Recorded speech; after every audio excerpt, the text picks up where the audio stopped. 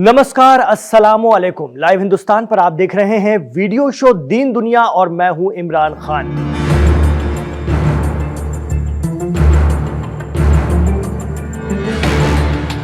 ईरानी वजीर खारजा अब्बास अराक्ची और अमेरिका के खास नुमाइंदे स्टीव विटकॉफ के बीच बातचीत बेनतीजा रही तो ईरान पर अमेरिका हमला कर देगा। प्रेसिडेंट ट्रंप इस बात की पहले ही धमकी दे चुके हैं।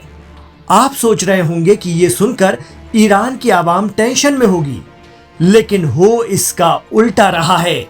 ऐसा लगता है कि ईरानी फोर्सेस, पासदारान इस्लाम और वहां की आवाम अब आर पार के मोड में आ गए हैं। ये हम नहीं कहते, लेकिन मीडिया रिपोर्ट बता रही हैं। कम से कम 11 अप्रैल को नमाज जुमा के बाद ईरान से आ रहे वीडियो तो यही बता रहे हैं। जी हाँ, ईरान ने अपनी जंगी तैयारियां भरपूर कर रखी हैं। यही वजह है कि पहले तो ईरान के supreme leader ayatollah Ali Khamenei ने अमेरिका से किसी भी तरह की बातचीत करने से साफ इनकार कर दिया था, लेकिन अब न्यूक्लियर प्रोजेक्ट को लेकर दोनों मुल्कों के नुमाइंदे ओमान में मीडिएटर की मौजूदगी में इनडायरेक्ट बात करने जा रहे हैं।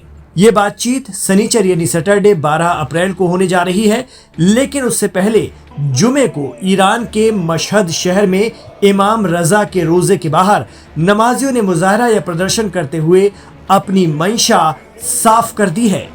ईरान में सबील मीडिया के हेड और सीनियर जर्नलिस्ट जमीर अब्बास जाफरी ने मशहद से दीन दुनिया शो के लिए वीडियो भेजा है, जिसमें ईरान अमेरिका इनडायरेक्ट बातचीत को लेकर वहां की आवाम का गुस्सा साफ नजर आ रहा है।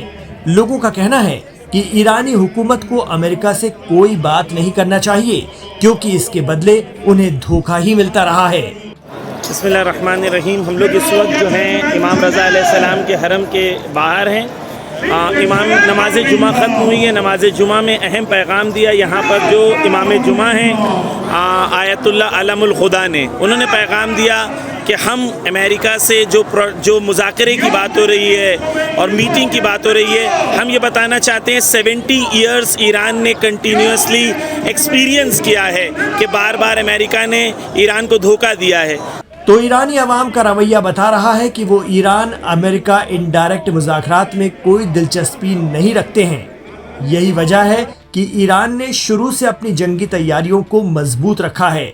गौरतलब है कि जंग के लिए अमेरिका ने इसराइल को अगवा बना दिया है। ऐसे में इसराइल ईरान का टारगेट नंबर 1 होगा।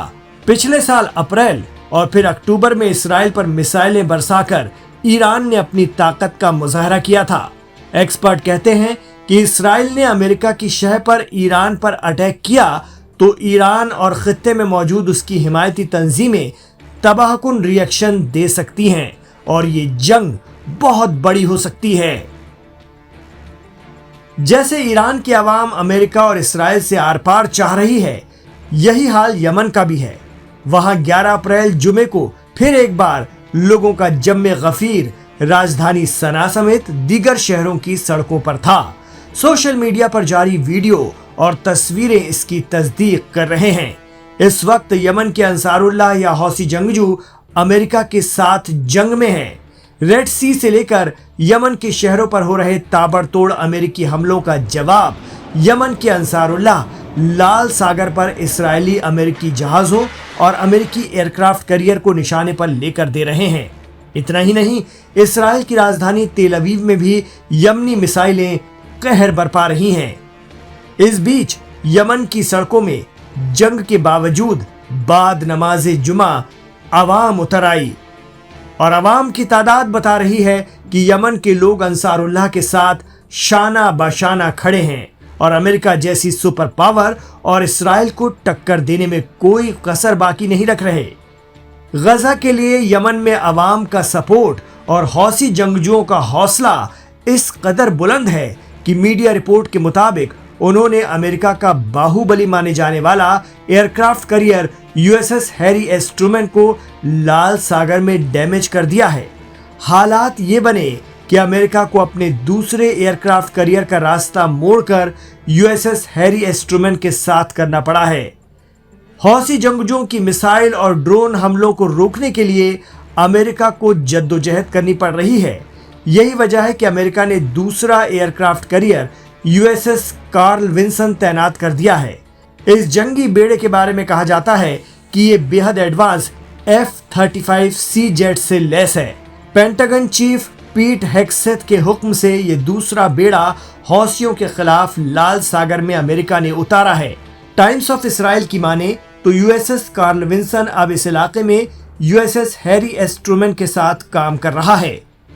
लेकिन यमन के अंसारुल्लाह दावा करते रहे हैं कि उनके पास ऐसे ऐसे हथियार हैं जिनसे वो समुंदर में अमेरिका की ताकत को सीधा चैलेंज करने की अहलियत रखते हैं। समंदर में अंसारुल्लाह का ये हथियार देखिए। उन्होंने सोशल मीडिया पर खुद इसका वीडियो जारी किया है। ये छोटा कैप्सूल नुमा मिसाइल हवा का नहीं बल्कि समंदर का राजा है। हौसियों का दावा है कि उनका यह हथियार रेड सी में दुश्मन के जहाजों के लिए कयामत साबित होता है। हदफ की तरफ दागते ही ये पानी के अंदर ही अंदर किसी शिकारी मछली की मानिंद पहुंच जाता है अपने शिकार की तरफ और कुछ ही सेकंड में धुआं धुआं कर देता है। दरअसल ये एक बहुत छोटी सी यमनी सबमरीन है जिसका नाम अल कारी है। अंसारुल्लाह का कहना है कि उनके पास इस तरह के हथियारों का जखीरा है और कोई भी उन्हें कमजोर समझने की भूल न करे।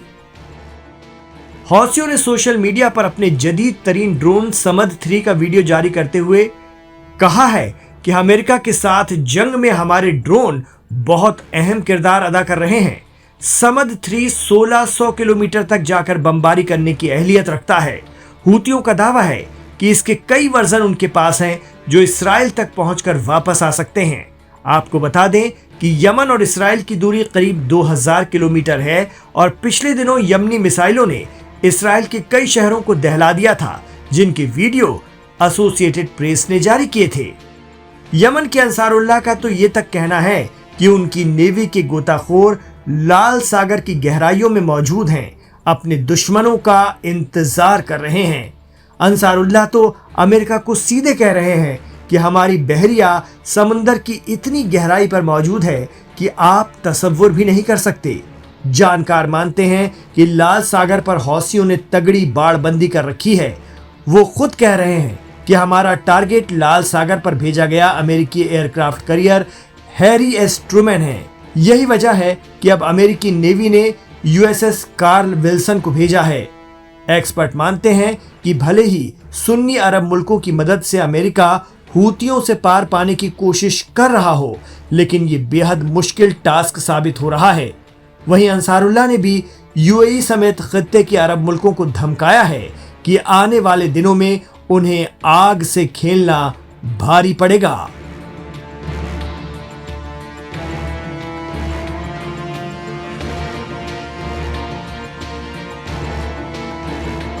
तो दीन दुनिया का ये एपिसोड आपको कैसा लगा हमें कमेंट बॉक्स पर जरूर बताएं। अगर आप इमरान खान के साथ आखिर तक कनेक्ट रहे हैं तो आपसे ये गुजारिश भी हम करेंगे चलते चलते कि आप हमारे इस वीडियो को लाइक जरूर कर दीजिएगा, क्योंकि आपके लाइक करते ही ये हिंदी और उर्दू जानने वालों के बीच पूरी दुनिया में बहुत तेजी से आगे बढ़ता चला जाता है। इसके लिए आपको ही हमारा साथ देना होगा, ताउन करना होगा, मदद करनी होगी।